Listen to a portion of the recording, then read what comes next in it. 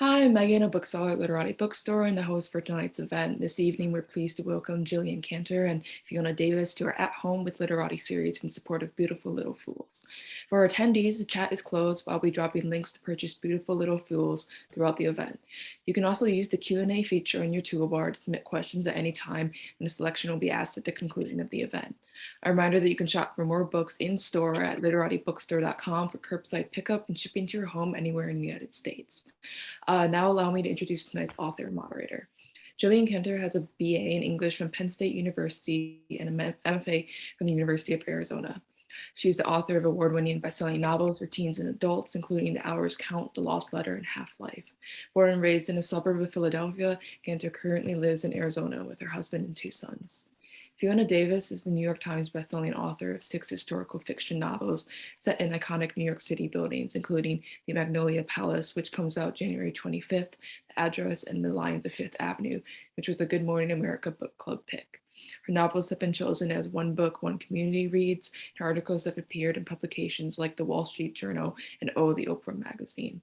She first came to New York as an actress, but fell in love with writing after getting a master's degree at Columbia Journalism School. Her books have been translated into over a dozen languages, and she's based in New York City. Without further ado, I will turn it over to Jillian and Fiona. Thank you. Thank you, Megan. And thank you, everybody, for joining us. I am thrilled to be here on the publication day of Beautiful Little Fools by Jillian Kenter. Welcome, Jillian. Yeah, thank you for being here with me. Oh, my pleasure. This has been a long road to get this book out, so this is a really big day. And to start, I just want to read a quote from Kate Quinn, who blurbed your book, and just want to share that just so people can get a sense of what we're talking about here. Jillian Kenter beautifully recrafts an American classic in Beautiful Little Fools, placing the women of the Great Gatsby center stage, more than merely beautiful, not so little as the men in their lives assume, and certainly far from foolish. Both fresh and familiar, this page turner is one to savor. And again, that's from Kate Quinn, who is one of the top historical fiction authors today. So just to start out, can you tell us a little bit about what Beautiful Little Fools is about? Sure. Thank you. And thank you for reading that wonderful quote. I love Kate, love her book. So I was really honored that she said all of those lovely things about my book. So Beautiful Little Fools is a reimagining of the world of the Great Gatsby, but it's told from the women's points of view. And so it's kind of part retelling of the story, but it takes place before, during, and after the original novel. And it's part murder mystery, as there's a detective who tries to figure out who shot Jay Gatsby for real and suspects the women. And it's sort of part historical novel that examines the lives of women at the time. So it goes through Daisy Buchanan and Jordan Baker and Myrtle Wilson, all of whom you might remember from The Great Gatsby if you read it, as well as Myrtle's sister, Catherine, who had 2 mentions in The Great Gatsby, but she's one of the main characters in my novel. And can you tell us a little more about each one, even for people who may have read it long ago or haven't read it? Can you kind of fill us in on this quartet?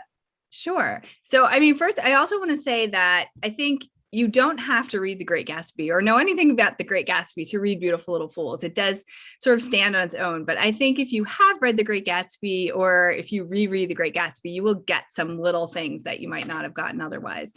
So Daisy Buchanan, in the original Great Gatsby, Jay Gatsby and Daisy dated 5 years before the book started. And then during the book, it's the summer of 1922, they moved to Long Island and he moves across the sound from her because he's been in love with her all this time, but she's married to Tom Buchanan.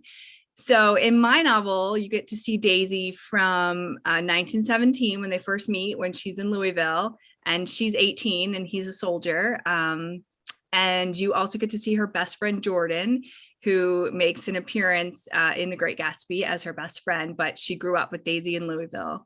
And then in the original Great Gatsby, Daisy's husband, Tom, is cheating on her with Myrtle Wilson. And so you get to see Myrtle and her sister, Catherine's perspective also in my novel. There's so much intrigue. And can you tell us where the title came from?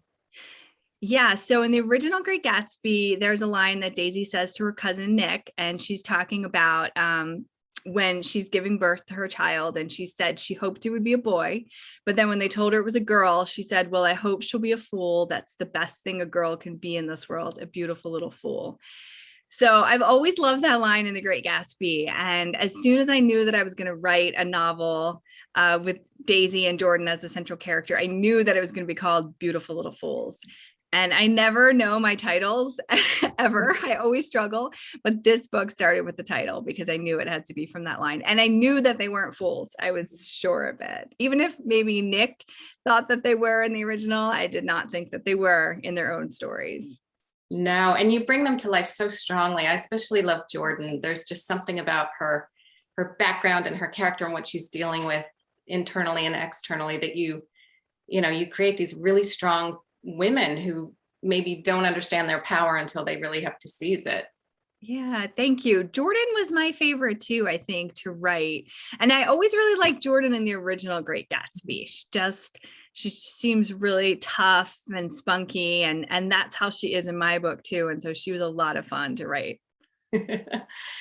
And how was it reimagining this well-known story that people know, really well? I know people who reread it every year. What was that like to have this idea and put it in motion? And were you daunted at any point? So I reread it every year. I do. I pick it up like maybe every 2 years, but I've come back to it a lot, and I don't reread a lot of books, but for some reason, The Great Gatsby, as both a reader and a writer, I always come back to it. It's pretty short. The writing is beautiful, and I always love it every time I do. So I've always thought about the women every time I've read it. I've wanted to know more about them. And a few years ago, I was talking to a friend of mine, and I said, a book I would love to write would be Daisy Buchanan's story in The Great Gatsby. And I just kind of said it in passing. And she made me promise that I would do it one day. She said, you have to write the story. And then I think it was the next day I saw there was an article in USA Today, I think it was, that was talking about how the copyright was expiring on The Great Gatsby. It expired last January, so January 2021. And I thought, okay, wait, this is the perfect time for me to write the story. So I felt like I had to do it. And I felt like it was a story I always wanted to read. And so I needed to write it to make it exist. Yeah. And, I wasn't daunted at the time because I wasn't thinking about it. And a lot of people have asked me this question since, and I have felt daunted, in the lead up to the publication.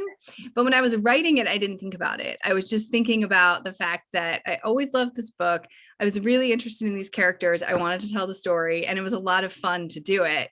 And so I wasn't thinking about how it was going to be received later on. At first I didn't even know if it was going to be a real book, if it was going to sell, and then it sold. And then I just had the deadline and I wrote it. And I think probably after the editing process, it was done and we started to talk about marketing, I thought, oh, I wonder how people are going to react to this. So that's always a fun thought. Because you can't take it back at that point. Yeah, no, it's already there. That's great. And then I just love this idea of the serendipity that you got the idea and then very soon after read this article in the newspaper. Do you find that happens with story ideas that, something just gets planted in your head and then suddenly something tells you, oh yes, that's what you should be doing? I think so. I mean, I'm curious if that happens to you too, because I do feel like I have a lot of ideas, as a writer, and I have notes in my phone of different ideas every time they pop into my head, and most of them don't become books. But I think it was the combination of my friend who sort of wide-eyed stared at me and said, you have to do this. And then seeing this article about the copyright expiring that I was like, yeah, this is the right choice. But I do feel like I see, I'll think of an idea and then there's a lot of ideas I forget, but then something will remind me of it. And then I become more sure that it's the right idea.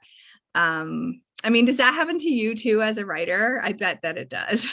Yeah, I definitely think it does. And sometimes you don't even know it. I in my book, the character Audrey Munson she's a character in my book, but she's a real person in real life that lived in the early 1900s. And I thought I knew her from doing historical research about the Frick. But then just today, I got an email from someone who I'd met at a book reading, a few years ago, a wonderful man who bought the book for a book for his daughter. And he said, "Oh, I see you did Audrey Munson. If you remember, I emailed you and mentioned her that someone you should look into 2 years ago." And I went back into my emails and he had. So, and of course, when you're working on a project, right, you're just caught up in that. Yeah. And you don't, but I'm sure something planted in my brain. There's just something seed. about the creative process. Yeah. And how did you balance kind of the original novel with creating your own ideas about these women? How did you figure out what that balance would be and how much page time they should each get? Before I started, I made a pretty extensive outline, which I don't normally do. I don't normally outline when I write, but this time, because it involved the original book and because there were so many characters and because I wanted to sort of mix my own, imagining with the stuff from The Great Gatsby, I did make a pretty extensive outline. So I went through the original novel and sort of, took lines and pieces and a timeline and facts that I wanted to include and sort of trace that all out and then figured out where each woman was at each time. And my book starts in 1917 and it ends in 1923. The original novel just takes place over the summer of 1922. It's just like June, July, August of 1922. But they do talk about where they were between 1917 and 1922. So I used all of that from the original book and used that to create my timeline. And then I have a detective character also who was not in the original. He's just completely my imagining, Detective Charles. And so he is sort of interspersed trying to solve the mystery of what happens. He finds a diamond hairpin at the scene of Gatsby's murder. And so he's questioning all the women, trying to figure out who might have been responsible for Jay Gatsby's death. So I knew that I was going to have him be a more minor character than the women. And I knew that I was going to structure it. So there were, chapters starting in 1917 going up to 1923. And I decided the detective would come in sort of when the year changed. So he comes in, I think, like 5 times in the book. He's a small part. And then Daisy and Jordan are the main characters. Catherine is a pretty central character, but I knew her storyline was a little bit smaller. And then Myrtle gets, I think, 2 chapters because I wanted her to have a little voice, but she's not one of the main characters. And I love the detective. He's not in there a lot, but you give him a lot of weight. You would pay attention to him as one of the male characters in a way that's really sympathetic and lovely. And it's a role that you could have just kind of squeezed in, but I think it goes to your work as an author that you made him this fully, fledged character more than Fitzgerald did for some of the women back when he was writing. Thanks. Yeah, I wanted the detective to be sort of the opposite of the men we know from Gatsby. I mean, there aren't really any nice men in Gatsby. And the detective is a really nice guy who wants to do the right thing. And his wife is pretty central in his story. So yeah, that was important to me to work in. And I love how you expanded the backstories for the women. And so you expanded the novel. It's like you gave it breathing room. What kind of research did you have to do for that? Because you're talking about different places. Louisville, you're in Chicago at one point, I think. Yeah. So, a lot of the backstory was pulled from a line or two in Gatsby. So we know that Daisy meets Jay in Louisville, where she grew up, and we know that's where she is. And we know, when she marries Tom, and we know that they go to the South Seas on their honeymoon, and then they go to Hawaii, and then they go to Santa Barbara where they meet Jordan, and then they move to France, and then they move to Chicago. So I took all of that from the book, but I did have to sort of research each place a little bit to know what it would be like at the time, what kind of house Daisy would have lived in, what neighborhood she lived in, and in Chicago as well, and where would they stay in Santa Barbara. And we know from the original Great Gatsby that when they're at the end of their honeymoon in Santa Barbara, Tom gets into a car accident with one of the chambermaids from the hotel in the middle of the night, and it gets into the papers because she breaks her arm. So I had to figure out where would they be staying and who would this maid be. And I had the seeds from the Great Gatsby, but then I just had to go a step further to just research a little bit and figure out, where they would be and what the world was like at the time. But it was mostly rereading the Great Gatsby was my research, and then a little bit of historical research. It really is the perfect novel for right now when we can't travel, because especially that honeymoon, you feel like you're traveling the world with them, which is a really nice. They move so much, and Tom brings his polo ponies everywhere. And there's a line in The Great Gatsby where Nick says they went wherever people had money and played polo, and it was everywhere. I mean, they were moving like every year, and it was like France and Chicago, and then at the end they like leave East Egg. Although Daisy says she wants East Egg to be her permanent home, but it's not by the end of the book. Did you know the ending in terms of the women in the mystery before you started writing? Did you know how you wanted to pull that off? I did. Yeah. Like I said, I made a really detailed outline. I think just sketching out the timeline and figuring out, where each woman was. Yeah. I knew the plot too, which is somewhat unusual for me. I normally don't when I'm writing, but I did know that, obviously I'm not going to say the ending, but I did know, which woman was responsible for Jay Gatsby's death, and sort of how I was going to twist on that at the end. I didn't know that the whole time. Okay. And what was it like for you? You wrote this during COVID, is that right? Yeah. And what was that experience like? Because I know every author has a completely different answer as to whether it was great or terrible or middle. What was your experience? Yeah, I mean, the whole process of this book has been during COVID, aside from just like the first 50 pages, which I wrote in January and February of 2020. And I sold it to my editor, and those first 50 pages and that pretty detailed outline, I think I sold it on like February 28th. 2020. So it was really a week or two before everything locked down.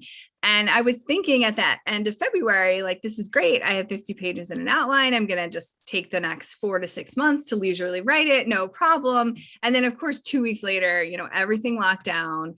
I stopped writing for 2 weeks because I thought like, oh, we only need 2 weeks to flatten the curve, because that's what we all thought back then. And then I realized after 2 weeks that I had to keep writing because I had a deadline. So the actual writing of the book, I felt like it was a really good thing to have during that lockdown time. And it was interesting because I didn't have anything else to do. I didn't have to take anyone to school. My kids were at home doing school, and they're teenagers, so they were doing school by themselves too. I didn't have to, manage it like if they were little. And then nobody had any activities. I didn't really drive anywhere. I didn't like have a set schedule. Usually when they're at school, I'll write between 8 and 3, and I'll have to pick someone up, and then someone has something at night. But I found myself really writing a lot between the hours of like 3 p.m. and 7 p.m., which I never normally write then, because it's like school pickup, dinner, activities. So I ended up being really productive in those weird hours that I don't normally have. And I was working much longer hours and much later. So I would still be writing at 10 o'clock at night because I didn't have to get up as early the next day. And it was kind of enjoyable in that way. Like there were almost less interruptions because there were no other obligations. And also it was this really great distraction to go into this world with Daisy and Jordan and Catherine. And so even though our world was really scary and crazy at the time, it was this amazing distraction to be with these women. So I was really happy that I had that. Then I was editing the book during like the next part of the pandemic, which was, virtual school for the second year, and kind of, a whole host of different problems. And I was sure that by the time it came out in 2022, we were going to be in our own version of the Roaring Twenties, and that I was going to be on a tour. But then, I hit the supply chain issue with the pandemic, and the book actually got pushed a month because they couldn't get printed. So it was like the full gamut of the pandemic with this book. And hopefully I'll never have that experience writing a book again. Oh my goodness. Well, we were talking a while ago, and we were talking about how it's almost like you had an artist's residency. Yeah, in my house. Alone. Yeah, you're just left alone to write all day, and that's what you do, which produced this fabulous book. And in fact, speaking of the printer issues and things, can you explain that a little? Because I think all of us in the publishing world are very attuned to it. But if you can kind of explain what happened, and if anything, I think these extra few weeks gave more people time to talk about your book, and it's kind of bursting out onto the scene in a wonderful way. But if you could talk a little about that. Yeah. So, I mean, I think in general, there's a paper shortage, there's a worker shortage, it's just printing is much slower. You used to be able to go back and reprint on demand really quickly, and you can't right now because of all the shortages and the supply chain issues. And so I know, some people have just been having issues just because of that. But with my book, they actually printed them very early, anticipating this. But the first ones they printed, the spines were cracked and they came out damaged. So they actually had to scrap the first printing, or I don't know how many they printed, like 1,000 maybe. And they had to go back to reprint them and rebind them. And then we had to get in the back of the line. So that's why they had to delay it. And nothing can be done quickly. I guess they told me that stuff like that happens all the time, where there'll be, damage in the first printing with the binding, but usually they can just really fast reprint. But because of the shortage and the worker shortage and the paper shortage, we needed an extra month at that point to reprint. And I think it was even a little dicey getting that. I got my books finally on Saturday morning. So I do have one. It's beautiful. Yeah. The spines look beautiful. And I think I've been seeing pictures online today of different stores having them. So I think they have finally shipped, but I mean, it's definitely been a journey with this book. That's for sure. It's incredible. And I was just reading a story today about, I think it's Amanda Hess, the cookbook writer. It was like some kind of tanker accident where a whole cargo crate fell off a tanker. No. And all the copies of the books fell into the ocean. So they got delayed to like June or something. Yeah. So I saw that because I was like, well, at least Beautiful Little Fools didn't fall into the ocean. It could have been worse, right? 3 weeks is nothing comparatively. And speaking of the beautiful book, it really is stunning. Can you tell us a little bit about the cover, which I think is just perfect for. Thank you. Did you have many tries to get there, or? Not that anybody told me. This was the first cover that I saw. And I have to say, I love the cover as well. It's beautiful. It has this nice, I don't know if you can see, but there's nice gold foil on it. And I really had nothing to do with it. It was my publisher who designed it. And I think that they did ask me, if I had any ideas, and I'm really not artistic in that way. And so we talked through a few things, and we did talk about the idea of like black and gold and sort of colors from that time.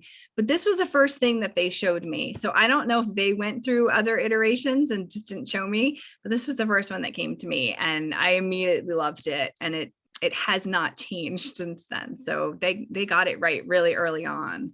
Yeah, it really is just exquisite. It's really, really classy. To show it one more time.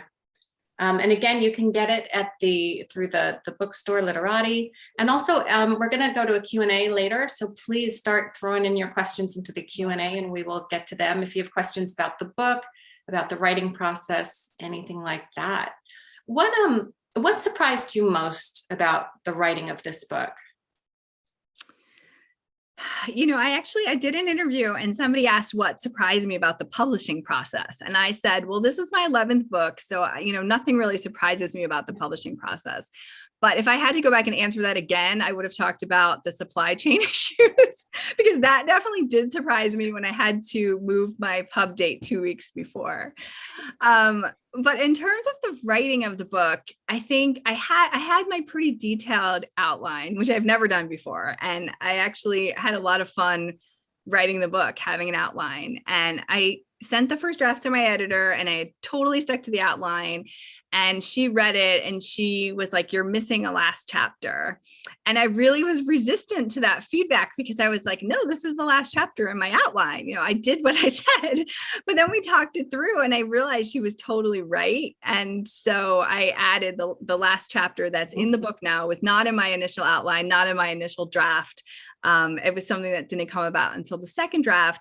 And now when I look at it, it's like, I can't believe that I didn't end it there to begin with. So that definitely surprised me. I think I lost a little bit of my flexibility doing the outline. Usually I'm sort of open to what's going to happen because I don't have an outline. And so I'm open to like considering plot changes as I go. But this time I think I felt really rigid about it.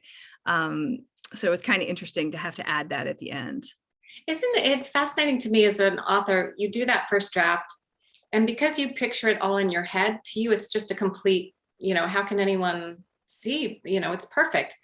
And it's so interesting to see the holes or, characters who might be missing or plot points that don't make sense that you have to get from an outside eye. There's just no way around it.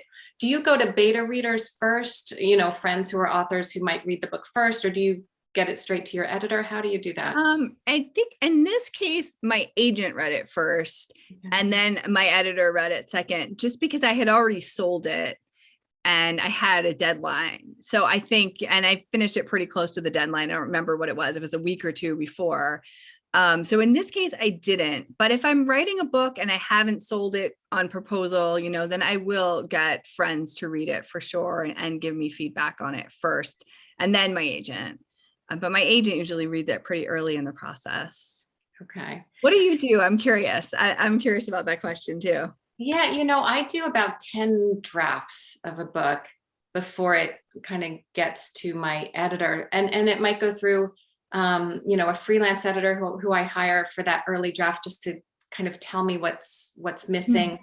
And then I do a couple more drafts, and then it goes to my agent who, some agents aren't as hands-on and some are in terms of editing.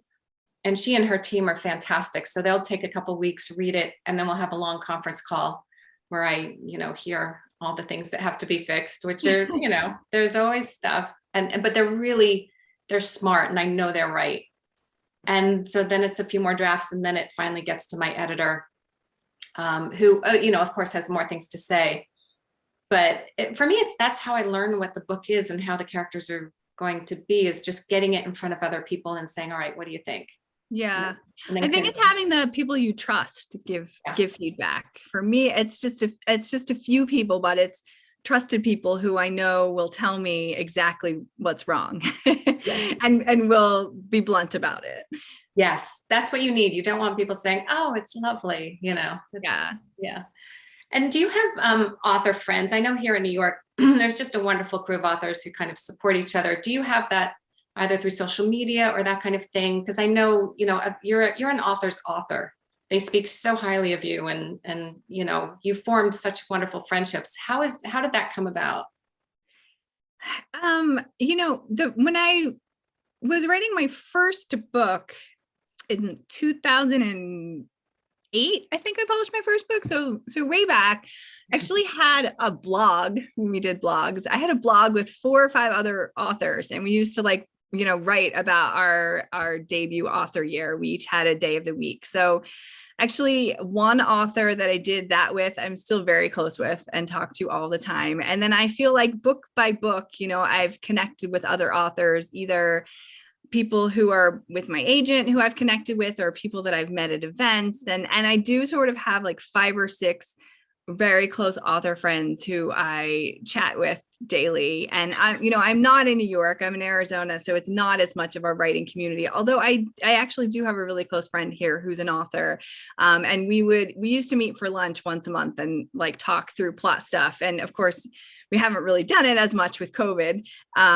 We talk more virtually still, but it's mostly like texting and FaceTiming. And one of my good author friends actually has a book out today. And also, so we're going to do a Zoom toast after we both do our launches. So it very much feels like a community to me, even if I'm not physically living close to those people.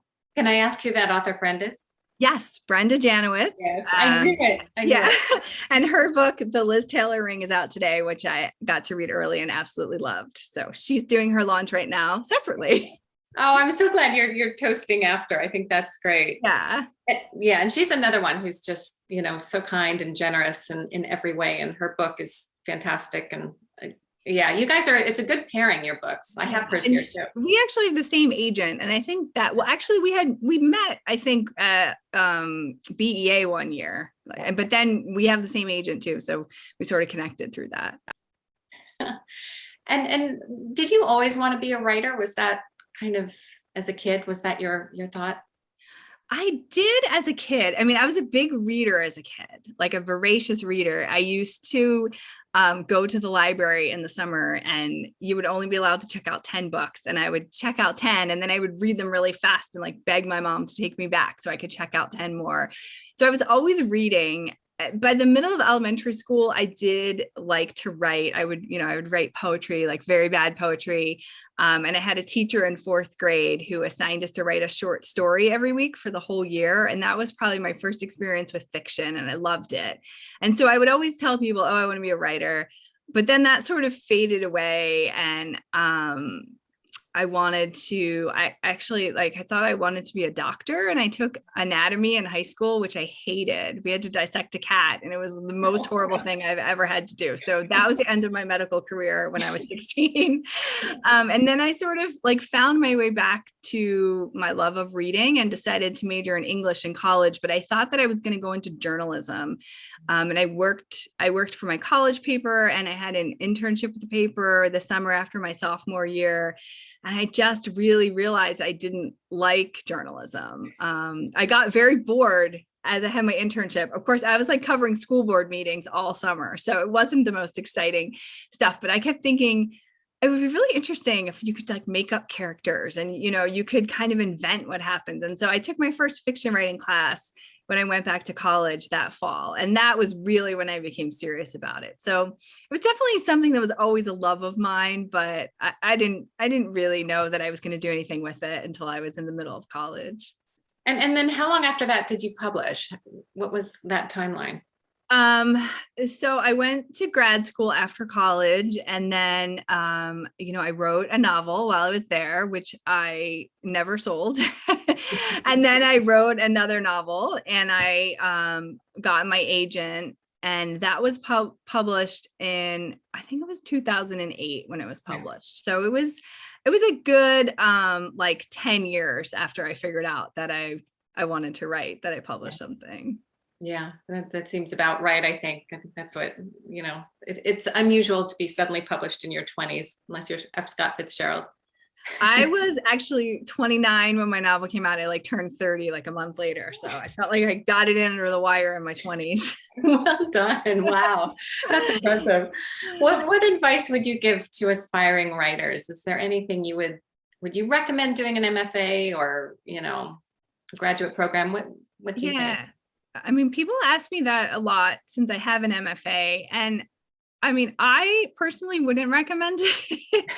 But everybody's different. It depends what you want out of it. I don't think that's the route to get published necessarily. If you want to publish, I think if you just want to have like the time and the space to write, maybe that's good. I had a hard time with the workshops. There were just so many voices. It kind of goes back to what I was saying earlier, where it's like, I like to have a few trusted people read my things.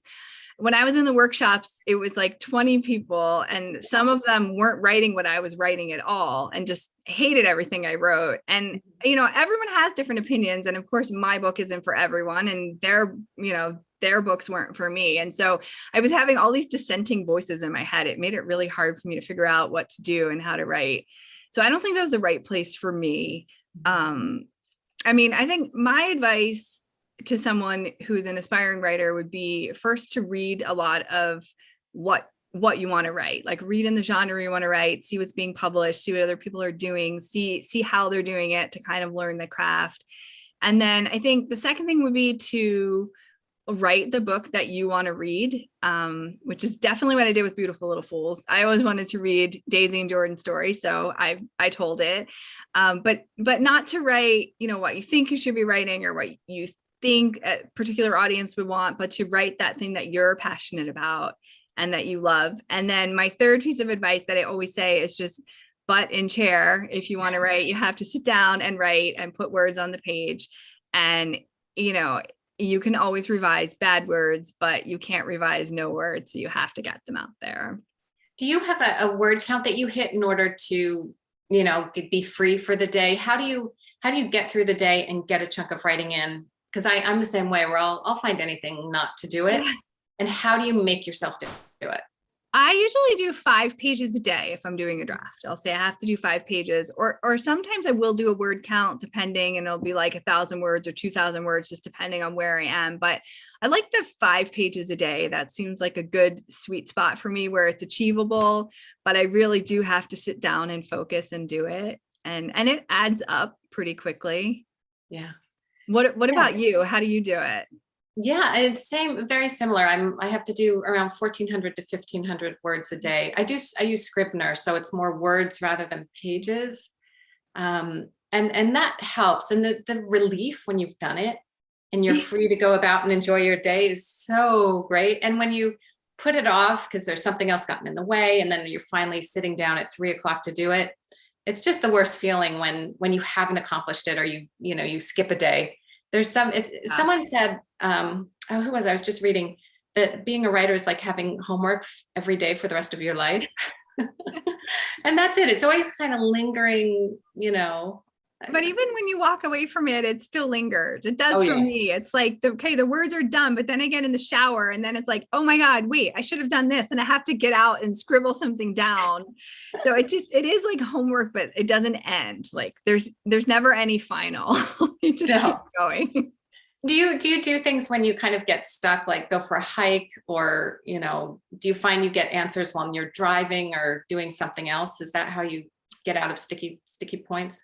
Yeah, I think I don't know. The shower is the best place for me. I always have ideas in the shower, or if I'm driving somewhere, or if I take a walk, or sometimes I'll just wake up in the morning. Something will be bothering me for a long time, and then I'll sleep and I'll wake up and it's like, oh wait, this is what I need to do, and I have to go quickly write it down. And I'm always afraid I'm going to forget it the minute I think of it. And so I'm like, I have little scraps of paper everywhere when I'm drafting. Yes. What do you do when you get stuck? The same thing. I'll go for a run along the Hudson River here in New York, or go see a play, or just do something else that will free me from obsessing about it. And it's when you're especially if there's some plot issue where it's not going to work, it doesn't make sense, how am I going to overcome it? By not thinking about it, that's when it always comes to me. It kind of solves itself. It's weird that way. Who are your favorite go-to authors? Who do you love? Who do you recommend? Oh my gosh. Or what are you reading now that you really like? I don't like to read historical fiction when I'm writing historical fiction. So I end up reading a lot in other genres. I read a lot of YA and a lot of romance and rom-com when I'm writing historical fiction. Oh, that's so interesting. And then when I'm not writing a book, I catch up on all my historical fiction. So I'm trying to catch up on my historical fiction now. I just finished your new book, The Magnolia Palace, which is wonderful. And I want you to tell everyone about it in a minute because it's so good. I want you to share. I really like Alice Hoffman's stuff. She's an auto buy for me. So anytime she has a book, and she kind of writes across genres, but I'll read it all. And Stephen King is another author who's been really enduring for me over time. I read his horror stuff as a teen, and I love some of the historical stuff he's written. I think is so good. And I'm not up on all of his latest stuff, but he's someone so much. Yeah. Yeah, I know. So much.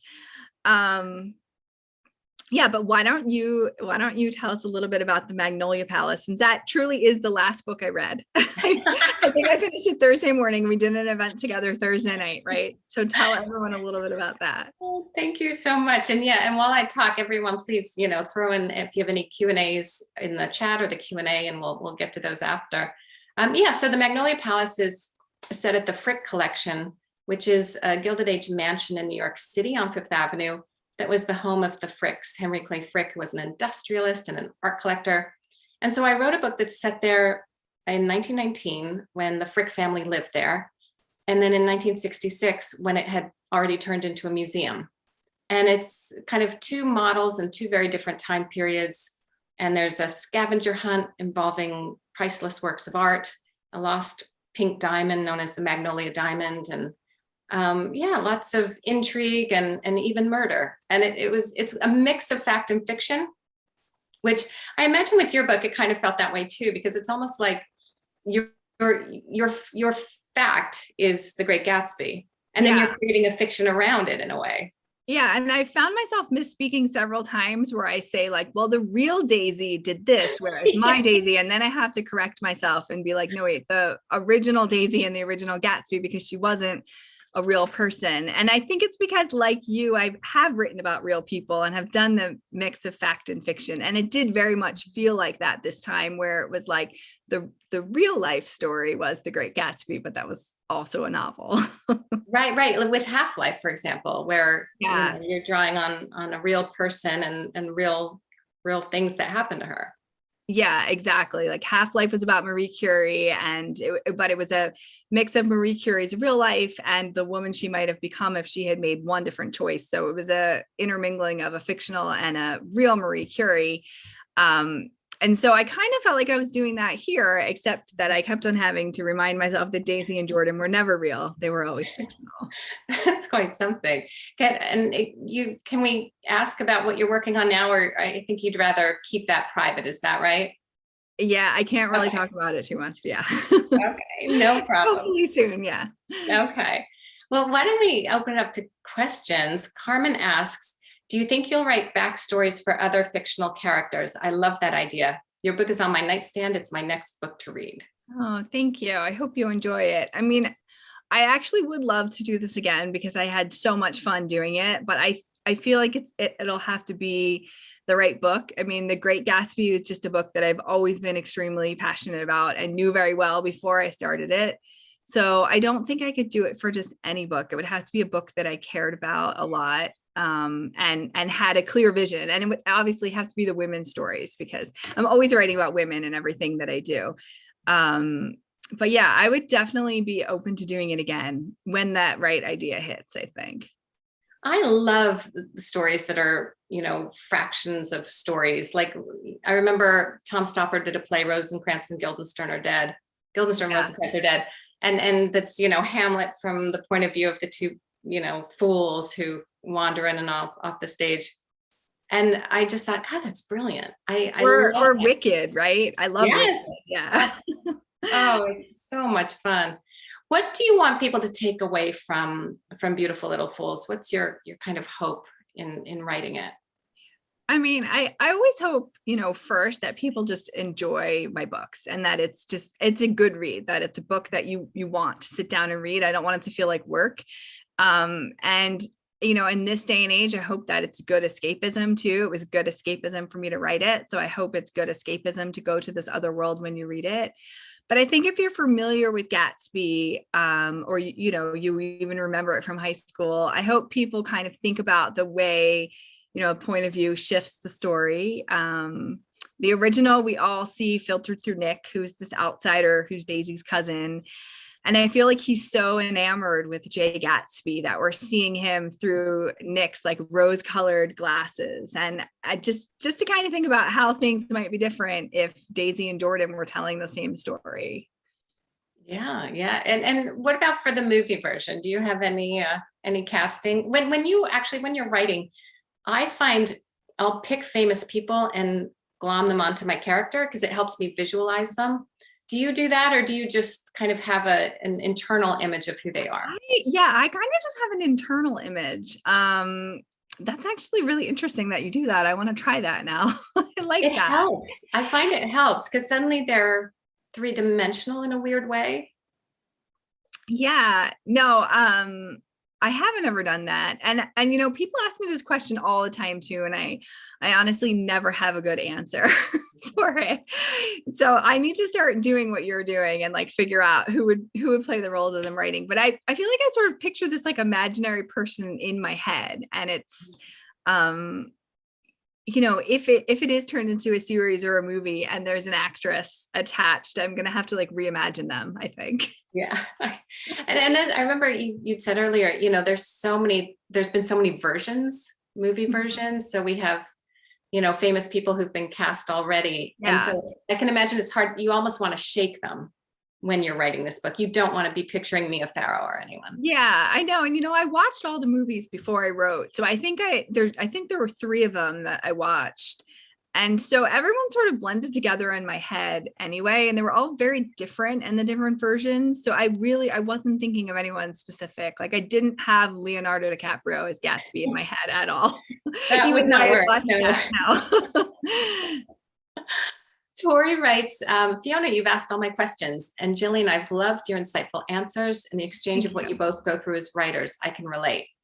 Loving Magnolia now, and I've got Beautiful Little Fools in hand, and I can't wait to read it. Excellent interview. That's nice. Thank you. Tori. Oh, it's so great. Yeah. So what to you, here's the question. What to you is the most rewarding thing about being an author, and what's the least rewarding? I think the most rewarding is the first time I hold a galley in my hand, where it's like there's been these imaginary friends in my head for a long time, and I've been like typing by myself and making them do things, and then all of a sudden there's this book, and it's like, oh, I wrote this. And so it's kind of rewarding to get that realization that they all came together. And I think, the least rewarding, I don't know if this is the least rewarding or maybe just the most stressful, is we're always getting rejection as writers. I mean, I'm sure you experience this too. It doesn't matter how many books I write or, how many things I do. It's like, I feel like there's this constant sort of rejection in this world. And so just kind of having to go through that again and again and remember that it's okay.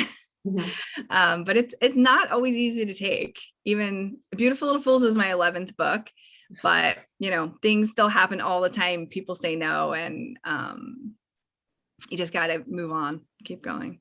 Yeah, and it's so important to be solid in who you are and not compare, because there's so many different stories of authors going off and doing things, and I think it's easy, especially with social media, to think, oh, well, that person's doing this, or should I do that?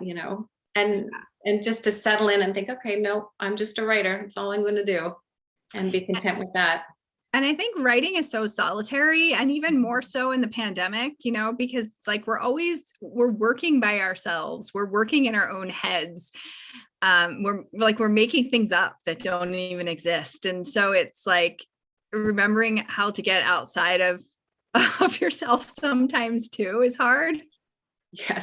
Yes, absolutely. Do you know what I find is finding a really good series, like on Netflix or something, that has a really interesting narrative arc, so I can tap into someone else's instead of focusing on my own constantly. We're just rewatching Sopranos right now, and just the way they take the characters and put them through obstacles and explore their weaknesses and their strengths is just great. Are there any shows that you found during COVID were helpful, or now? Yeah, I do that too. And like I said, I don't read historical fiction when I'm writing historical fiction, but I will definitely watch a good series on TV. And I feel like that inspires me with like character and plot, but it feels different enough where it doesn't confuse me. So I've actually become a little obsessed with Korean dramas in the pandemic. And so I've been watching those one after another. And like they're like amazingly character focused in a way that I think most American TV isn't. And so I just like love it as a writer.